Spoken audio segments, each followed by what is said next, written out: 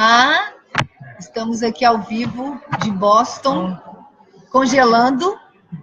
Aqui tá frio, amanhã vai ter tempestade de neve, né? Nevasca. Pois é, não sei nem como é que nós vamos fazer para ir embora, acho que nós vamos ficar por aqui. É isso aí. Bem, pessoal, vamos começar aí, enquanto o pessoal vai entrando, né? A gente vai dando algumas notícias para vocês. Nós tivemos no início da semana uma reunião com a Aliança Internacional, uma reunião sobre as associações de esclerose lateral amiotrófica.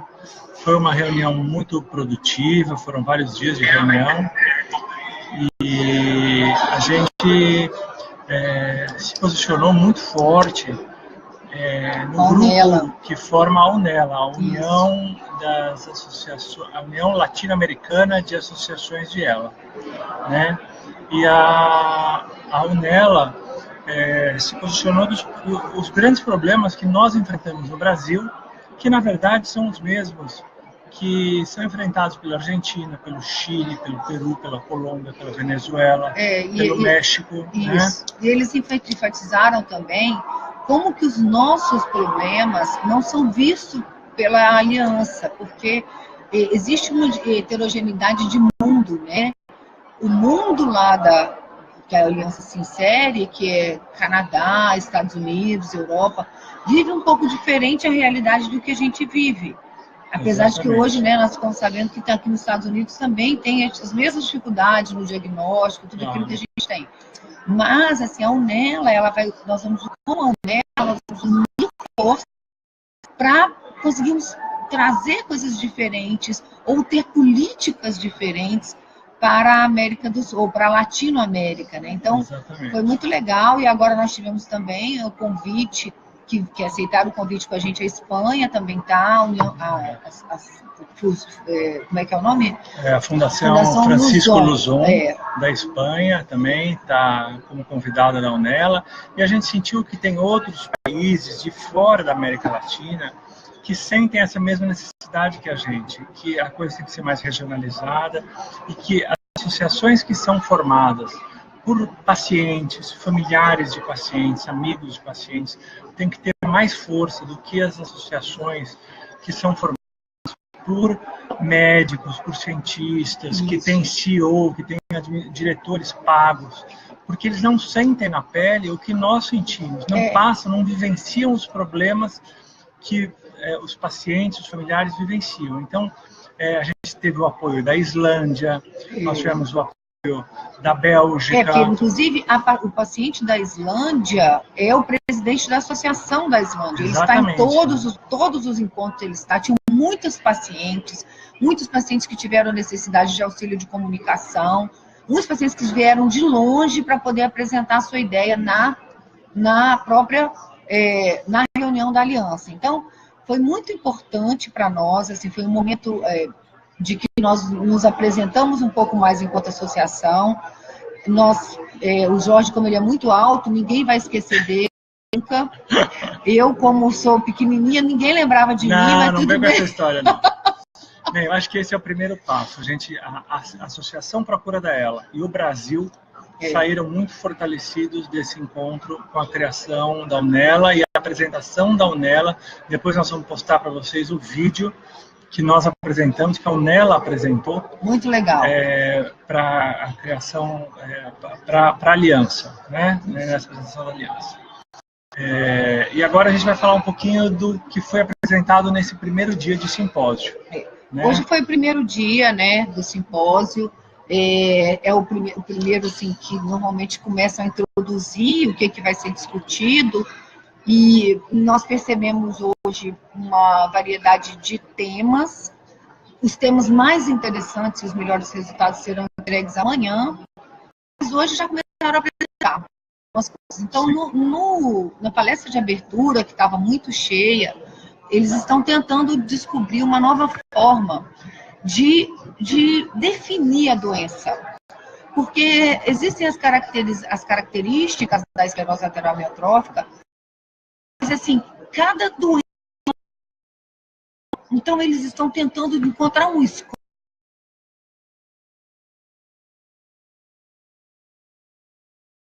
Opa, voltamos. Voltamos. Então, eles querem encontrar um score de como fazer para definir um grupo ou grupos de pacientes na esclerose lateral amiotrófica para poder ser mais fácil trabalhar com os medicamentos. Então, eles colocaram que para definir a doença, e esse foi o doutor Jeffrey Rosenfield, da Universidade de Neurologia da Escola de Loma Linda, da Escola de Medicina de Loma Linda. E ele fala o seguinte, que tem que ter 4 tópicos importantes.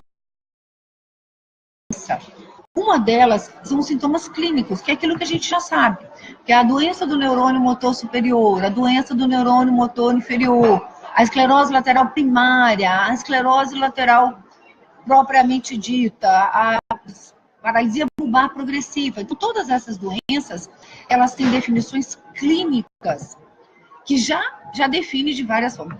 Entre todas elas, eles têm a esclerose lateral amiotrófica. Porém, cada uma tem uma característica de desenvolvimento, de início clínico diferente. E ele colocou muito bem isso. Inclusive, ele está tentando fazer uma estratégia que foi sensacional para definir clinicamente os scores. Por exemplo, esse tem uma característica que pode ser da doença bulbar, esse outro tem uma característica da doença apendicular. Então, são várias doenças que eles vão tentando definir para poder colocar especificamente a esclerose lateral amiotrófica. Então, ele fala assim, que é um time, eles estão tentando fazer um time para definir, tem um grande desafio de definir o caminho para estudar a esclerose lateral amiotrófica. Então, esse é o trabalho mais importante.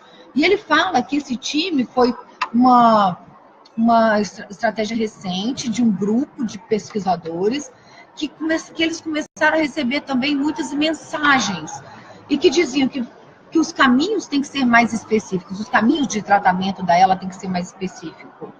E que também vai diminuir um pouco esse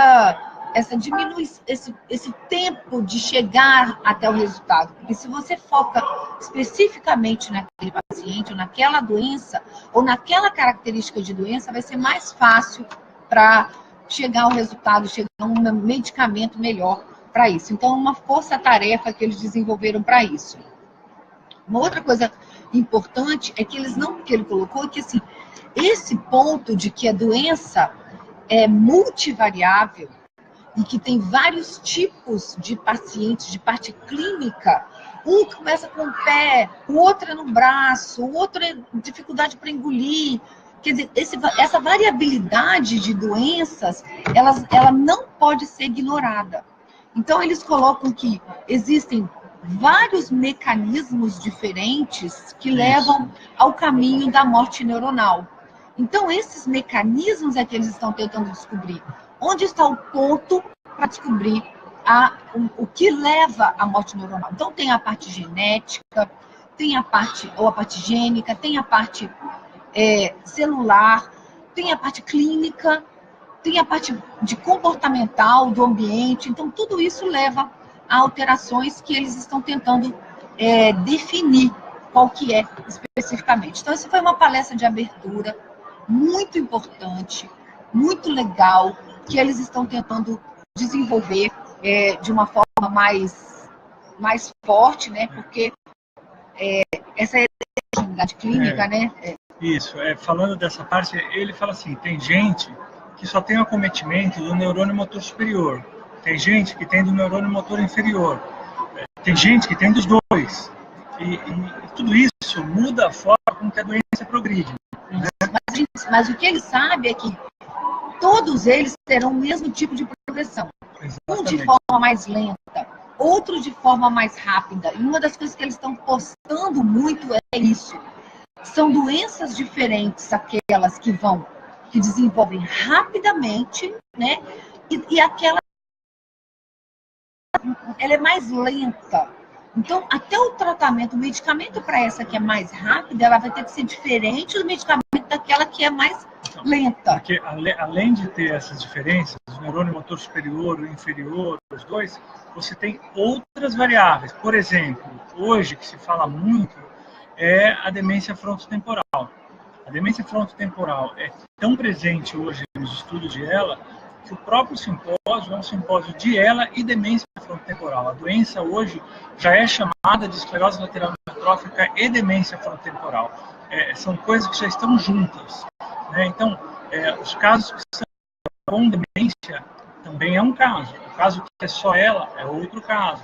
O caso que é neurônio motor superior com demência, neurônio motor inferior com demência, sem demência, os dois neurônios. Isso é interessante porque até poucos anos atrás não se falava em alterações cognitivas. Então, alguns pacientes começam com a demência, que o sintoma inicial da doença é a demência, por isso que se chama demência frontotemporal, e a partir dessa demência frontotemporal, ele começa a desenvolver sintomas, ou de neurônio motor superior, ou de neurônio motor inferior, e aí eles começam a direcionar para esse tipo de doença. Então, nem sempre, agora a gente vai ter um paciente de ELA sem comprometimento efetivamente cognitivo. Pode haver comprometimento cognitivo quando as duas doenças estão associadas.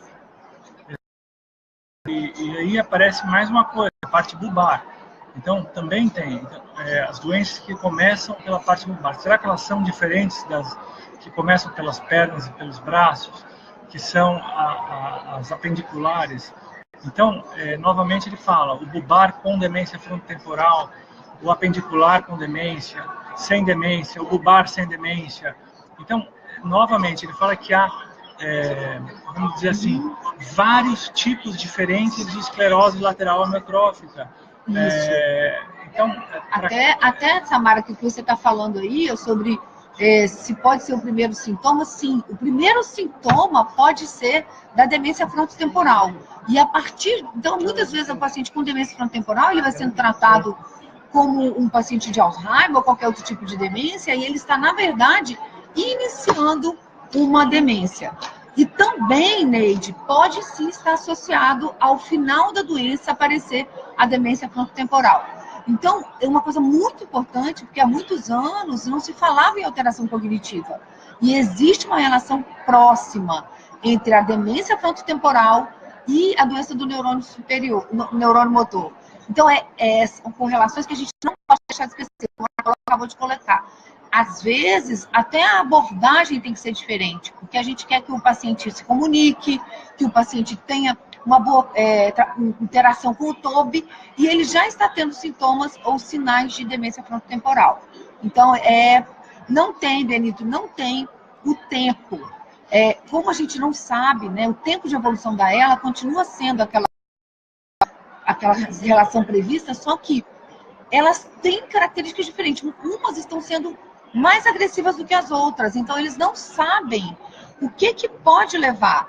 Então, quando ele coloca, eles discutem até que foi o Charcot, quando ele definiu a doença, né, quando ele descobriu a doença, ele definiu ela com várias outras doenças, até linfoma associados com ela, atrofia mononucleares, as próprias mutações gênicas, e eram 6 tipos de doença esporádica.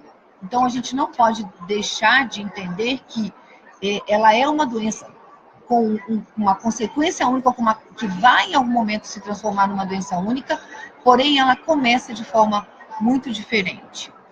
Benito, respondendo a tua pergunta, normalmente a DFT vem junto, ou antes, ou junto com o diagnóstico, não aparece depois. Ela pode ser percebida depois, mas ela começa junto com a doença. Então, quando ela é percebida depois, é um pouco depois. Tá? Não vai aparecer 2 anos, 3 anos depois da doença, é muito difícil. Ela normalmente vem junto.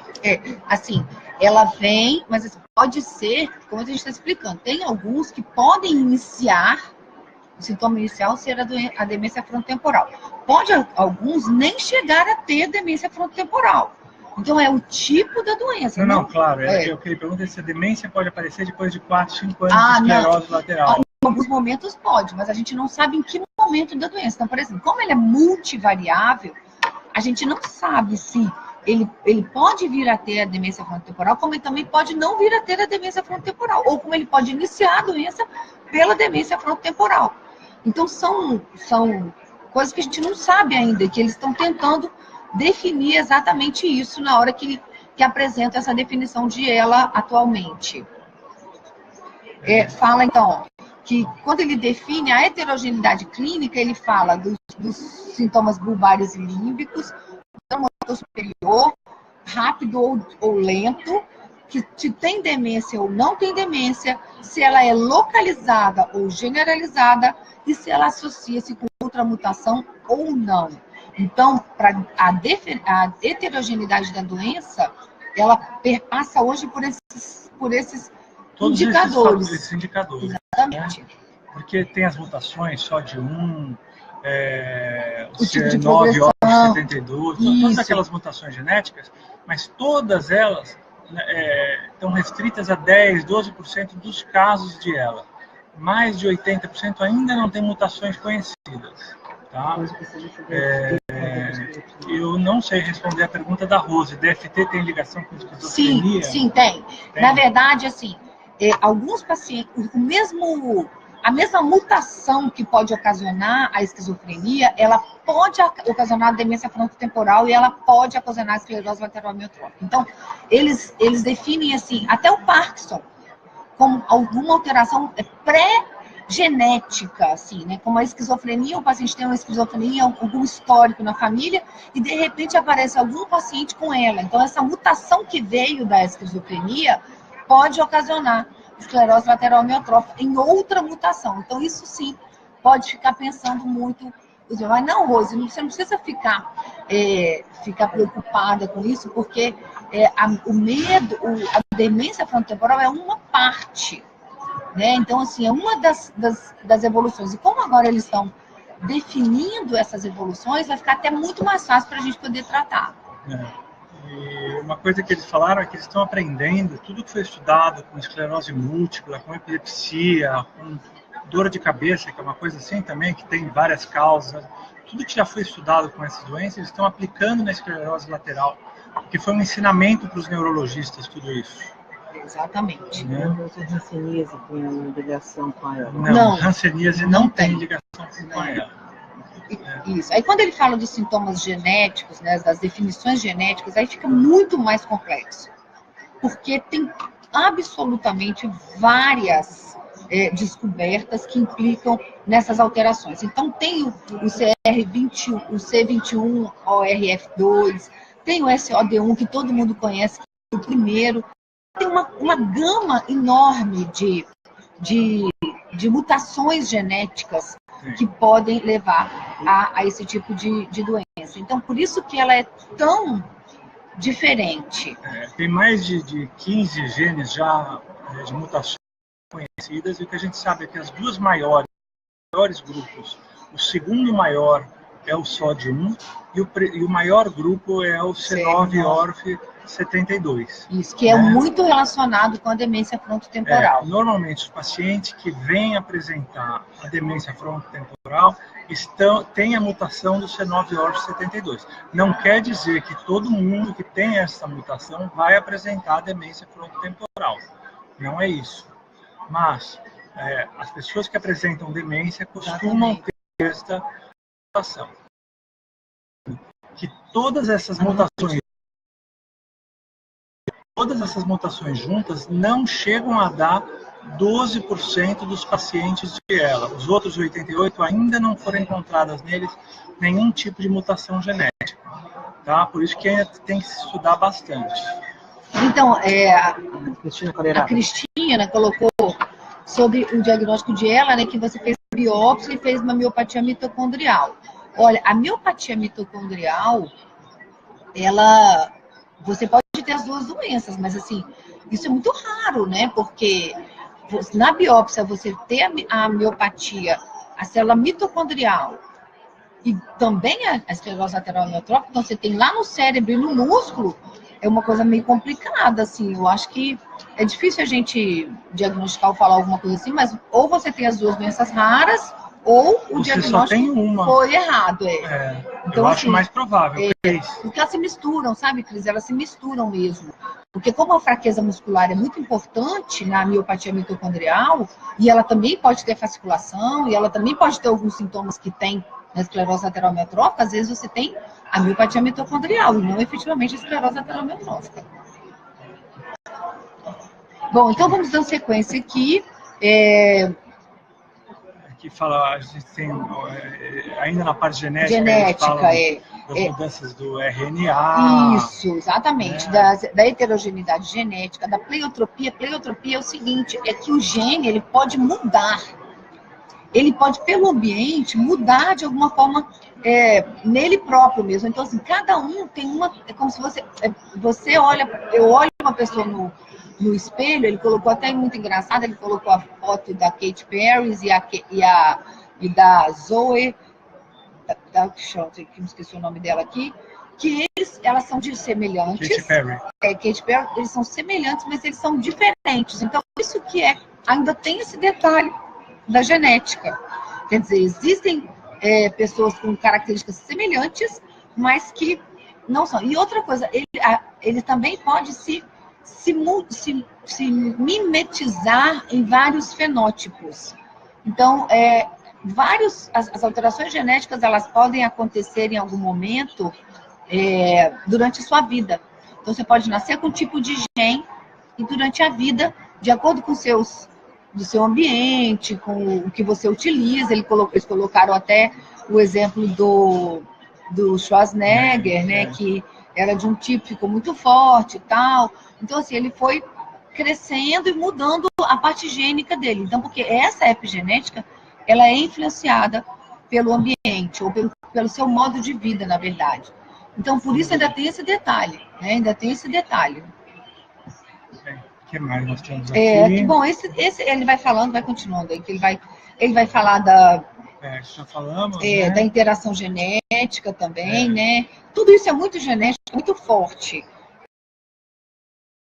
Aqui, porque a doença, como a gente sabe, é uma doença extremamente multivariável, né? E ele coloca, então, que como clínica de heterogeneidade, para finalizar, ele fala de heterogeneidade clínica. Então, é o sintoma bulbar versus sintomas líbicos, motor superior versus círculos inferiores. Essa doença é lenta ou rápida. Se tem ou não doença frontotemporal. Se ela é localizada ou generalizada. E se ela é associada com outras mutações ou não. E quando ele fala de genética, ele fala, então, se o gene foi pleiotrópico, se foi epigenético, ou se ele teve interação gene a gene. Uma interação, um gene interagiu com o outro e acabou mudando para outro gene. Então, você imagina como que é uma coisa completamente louca para eles estudarem, né?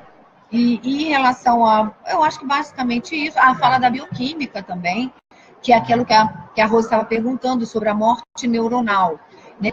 Porque a gente não sabe por que o neurônio morre e ele mesmo é destruído. Então, quando a gente fala em mecanismo heterogenético, olha aqui, deixa eu passar para cá, nós tiramos muitas fotos, por isso que nós estamos... Quando eles falam da autofagia, né, que é a morte neuronal, o próprio organismo fagocitando, engolindo aquele neurônio, ele fala da injúria oxidativa, que a gente sabe que tem, né? Os fatores inflamatórios autoimune, mas isso é autoimune também, não se sabe. Em alguns pacientes são autoimunes, exatamente, a maioria outros inflamatória, a toxicidade do glutamato, a regulação do cálcio, o transporte do axônio e os defeitos no próprio processo do RNA. Da formação do RNA. Então, também tem essa heterogeneidade. Eu acho que novos caminhos, né, para um velho problema, ele coloca, eu achei muito legal também, ele fez um score onde você pode definir por A, B, C e D o que tem cada um, se ele tem mínimo envolvimento de neurônio motor superior, ou se ele tem uma perda de função do neurônio inferior, e dessa forma eles vão desenhar um modelo de doença que vai se definir como assim, essa aqui ela é AAA ou BBB. Então, ela tem vários sintomas do neurônio motor superior e tem vários sintomas do neurônio motor inferior, não tem nenhum de demência frontotemporal. Então, eles vão conseguir definir essa doença. E aí, uma outra coisa importante, eles vão definir e vão formar os quadrantes. Então, eles vão conseguir detectar melhor a doença, para poder tratar melhor a doença e para poder ver o medicamento específico. Porque até a última palestra que nós estávamos assistindo agora, estava exatamente definindo isso. Se o estudo o desenho do estudo, hoje, se os desenhos são feitos bem feitos, porque por causa dessa heterogeneidade, a gente não sabe se o estudo está direcionado para aquele tipo de paciente. Às vezes é por isso que os resultados não estão sendo tão bons. Bem, eu acho que dessa palestra é isso, né? Eles falam aqui dos novos caminhos para serem estudados, isso. Que são os biomarcadores, isso, né? Essa é a grande notícia. Que é o grande pulo do gato. A grande notícia é essa hoje, que eles estão desenvolvendo uma proteína, né, que vai ser um catalisador. Então, quando a gente tiver uma desagregação proteica que faz com que o neurônio morra, quando houver essa desagregação proteica dos núcleos das células, eles vão ter um catalisador, como se fosse alguma coisa que fosse lá dentro, segurasse um neurônio, um núcleo, juntasse com o outro, para formar novamente um agregado proteico. Então, ao invés dela morrer, ela renasceria. E eles mostraram um estudo, uma lâmina, onde eles colocaram essa proteína catalisadora, e essa proteína foi capaz de refazer os núcleos proteicos. Então, isso é um sinal maravilhoso, porque esse é o caminho. Eles colocam que o caminho da doença, o tratamento da doença, é por essa reaglomeração proteica. Então, eles acham que o mecanismo será de uma nova homeostase para poder melhorar essa relação proteica e aí melhorar a doença. Então, ao invés do neurônio morrer, antes dele morrer, eles vão reorganizar geneticamente isso dentro do músculo, dentro da célula, para poder ter uma melhor resposta. Então, essa reagregação proteica é o que vai ser efetivamente a diferença. Se chama Projeto Proceta, compondo, né, uma terapêutica relevante para a esclerose lateral amiotrófica. Então, esse projeto Proceta, ele é exatamente para isso, para facilitar a reagregação proteica e fazer com que eles melhorem. A Samira está perguntando se a ela bulbar é mais grave que a familiar. Não, Samira, são duas coisas diferentes. Ela pode ser familiar, quando você tem vários casos na família, ou ela pode ser esporádica, quando é uma pessoa só que tem na família. Ninguém sabe qual é o motivo pela qual ele desenvolveu. Exatamente. Agora, qualquer uma das duas, elas podem começar pelas pernas, pelos braços, ou pela parte bulbar, que é a garganta, respiração, voz. Quando ela começa pela voz, pela respiração, ela é chamada de ela bulbar. Ela pode ser ela bulbar familiar, pode ser ela bulbar esporádica. Exatamente. Quando ela é bulbar, ela normalmente costuma ser um pouco mais agressiva do que quando ela começa pelas pernas e pelos braços. É isso. Mas agora a gente também não está sabendo mais definir. Antigamente a gente definia dessa forma. Mas depois dessa palestra de hoje, a gente não pode falar que uma ela bulbar vai ser mais rápida ou vai ser mais devagar, porque elas têm as mesmas elas que desenvolvem rapidamente, que vão muito rapidamente, e as mesmas elas que não desenvolvem rapidamente. Então, são estratégias diferentes que a gente não vai saber por enquanto. Benito, você está perguntando da proteína, isso não está disponível ainda. Ainda não, é um estudo. É um estudo, mas pelo visto não é uma coisa que vai demorar muito, não. Tá? Com certeza, é isso mesmo. Aí nós tivemos outras palestras, né? Isso. Essa foi a aula magna. A aula magna para todos estiveram lá. E depois tiveram outras palestras, né? Um grupo mais específico para essa parte celular e outro grupo para a parte clínica. E nesse desenvolvimento da parte clínica, nós notamos assim, a parte muito importante da busca pelo cuidado na qualidade de vida, né? Como trabalhar isso, como trabalhar essa informação, como trabalhar o que o paciente quer, o que a família quer. Então, isso, eles colocaram até de uma forma muito legal o que perguntar para o paciente. Porque tem um grupo aqui nos Estados Unidos, desse médico, que foi maravilhoso, a maravilhosa palestra dele, onde ele colocou o seguinte: ele está colocando profissionais da saúde para treinar essa comunicação. Não só para os pacientes de ELA, mas os pacientes terminais, de cuidados paliativos, de câncer, para poder efetivamente se envolver com o problema deles. E isso foi muito legal, porque ele foi muito elogiado no programa, porque a gente sabe que essa falta de comunicação entre o profissional da área da saúde e o paciente acaba deixando com que o paciente fique muito perdido e que ele efetivamente não participe do seu tratamento. Então, ele ensinou técnicas e estratégias que a gente pode juntar para poder explicar melhor a formação, né, o que vai acontecer, o que o paciente quer, o que o paciente espera, o que a família espera, e que fique mais claro para ele poder adaptar ao tratamento. E as outras palestras foram... Mais de pesquisa. Antes de falar das pesquisas, eu queria falar de uma outra apresentação que teve, de um produto que se chama-se BrainGate. Vale a pena vocês darem uma olhadinha no site, é www.braingate.org. É B de bola, BRAINGATE, braingate.org. BrainGate, Cris, põe aí, BrainGate. Braingate.org. É sobre um dispositivo, um dispositivo cerebral. Eles põem um negócio aqui acoplado na cabeça, aonde a pessoa consegue transmitir os pensamentos. Então tá aqui, vamos ver se vocês conseguem ver, olha. BrainGate, olha lá, ó. Não vai conseguir, porque tá claro, mas o BrainGate, peraí, deixa eu ver. Isso. Então, o BrainGate... Aí, Tamara, obrigado. É uma coisa muito legal. .com? Eu achei que era .org. .org. .org, né? Tá. Uhum. BrainGate.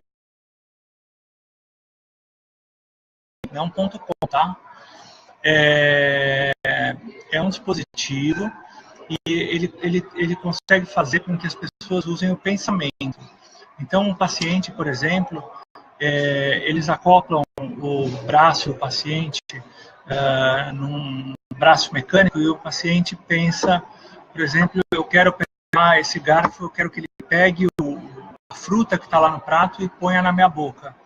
E aí o braço dele, que está acoplado no braço mecânico, vai lá, pega a fruta e coisas, ele consegue operar um robô e coisas mais simples, como, por exemplo, um teclado virtual no computador. Ele consegue operar em torno de 48, 50 letras por minuto, que dá mais ou menos quase 10 vezes mais rápido do que um aparelho de leitura de íris, como o TOB ou como os outros aparelhos. Então é muito legal. Isso é uma evolução, pensando nas letras e as letras vão sendo digitadas no teclado virtual. Isso é muito bacana. Esse é um momento novo, né, usando a tecnologia. A gente sabe que a tecnologia vai ajudar muito, principalmente para os pacientes que têm perda total de movimento e que têm o cognitivo preservado. Então, esse é o primeiro passo que estamos aqui, né, para poder apresentar para vocês, porque eles ainda vai demorar a chegar para nós. A gente sabe que isso é uma coisa que são poucos pacientes que ainda estão nesse programa, do BrainGate, mas rapidamente vai chegar para nós, porque a gente sabe que a tecnologia hoje é muito rápida, né? E já foram apresentados alguns medicamentos, alguns testes para alguns medicamentos. Falaram... Deixa eu só responder a Cristina, que está perguntando sobre a miopatia mitocondrial. Cristina, a miopatia mitocondrial, ela tem tratamento clínico, então ela tem tratamento da miopatia mitocondrial específica, não é nesse caso. Então, depois a gente pode falar um pouco mais sobre isso, porque eu sei de algumas pessoas no Brasil que usam, que fazem o tratamento da miopatia mitocondrial. Mas, assim, a gente não sabe se é ela, acho que a gente vai ter que definir melhor isso aí. Depois a gente conversa mais sobre isso. Mas esse caso dessa proteína é especificamente para a esclerose lateral amiotrófica. Então, hoje se falou um pouquinho do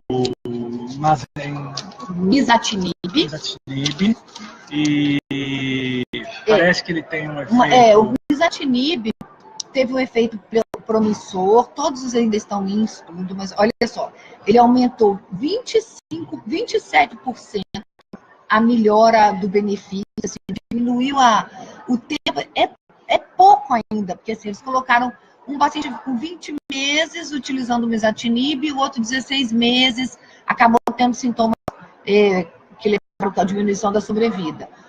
Então, diminuir 27% é a escala que fala especificamente sobre a esclerose lateral amiotrófica, que é a LSFRS, R, que é a escala que fala em que estágio a doença está, aumentou em 29% a qualidade de vida, diminuiu 22% a deteriorização da capacidade pulmonar e aumentou em 25% o aumento da sobrevida. Então, é um medicamento promissor, o misatinib, que vai ainda precisar de mais estudos, que quase não teve efeito colateral, mas que realmente pareceu melhorar. É um estudo ainda pequeno, né, de pouca relevância, mas que parece ser uma coisa boa, né? Está na fase 3 Está agora, na fase 3, já concluíram isso. a 2, está na fase 3, ou seja, é a última fase, mas deve ser o próximo, acho que é uma medicação oral, como o Livol, isso, mas a gente ainda não tem especificamente nada sobre ele. Agora, a notícia ruim é que algumas drogas que estavam sendo desenvolvidas, né, e que a gente tinha uma certa expectativa, que é o tiracentível, que foi no passado eles falaram que ia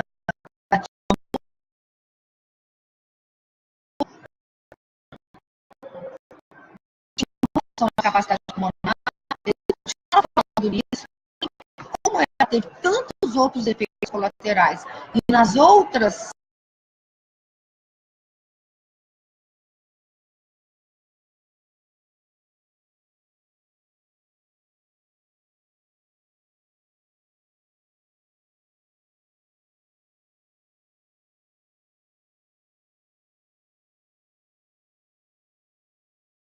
é um anabolizante, né? E que estava realmente que trabalha dentro do ganho de força muscular, mas ele não melhorou mesmo. Então ele foi substituído. Eu tinha contado com o Jorge que eu já tinha visto esses resultados, que o tiracentível tinha sido descontinuado. Então as pesquisas não vão continuar. O rasagiline e o ibudilast também são dois medicamentos que estão sendo desenvolvidos, estão sendo desenvolvidos, mas ainda não têm efeitos. Está dando o pessoal da recuperação ainda. Não sei se é a conexão nossa aqui. Já está acabando.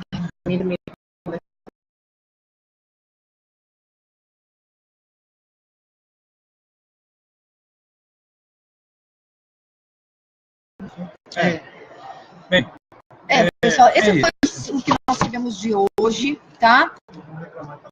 Semana que vem, amanhã nós faremos a outra live nesse mesmo horário. Amanhã à tarde nós teremos algumas coisas sobre a parte respiratória, que será muito legal. Teremos à noite o pôster, onde eu vou apresentar os pôsteres em nome da Procura. 2 temas, eu vou mostrar depois para vocês. E depois nós vamos repassar todo esse conhecimento. Então, amanhã é um dia importante e que a gente vai, então, passar essas outras informações. Hoje, o que teve de importante para nós foi isso. Então, eu acho que estarmos aqui na frente para entender um pouquinho e levar isso para vocês é o que é mais importante. Então, nós estamos aqui ouvindo tudo, anotando tudo e prestando atenção em tudo para que vocês da associação estejam bem informados e entendam que nós estamos, assim, junto com o mundo. O que o mundo está falando, nós estamos tentando fazer as coisas. Verdade. E a hora que a gente tiver tempo e uma conexão melhor em São Paulo, eu posto todas essas fotos que nós estamos tirando, eu coloco no grupo para vocês verem os slides, tudo com calma. Tá? Eu juro, você não está conseguindo assistir, mas a gente isso vai ser gravado e vai ficar no grupo para vocês. Tá bom? Gente, é isso. Novidades que tinham eram essas, nós passamos e ficamos por aqui, tá bom? Nós temos trabalho ainda. Um beijo. Um beijo para todos, gente. Obrigado.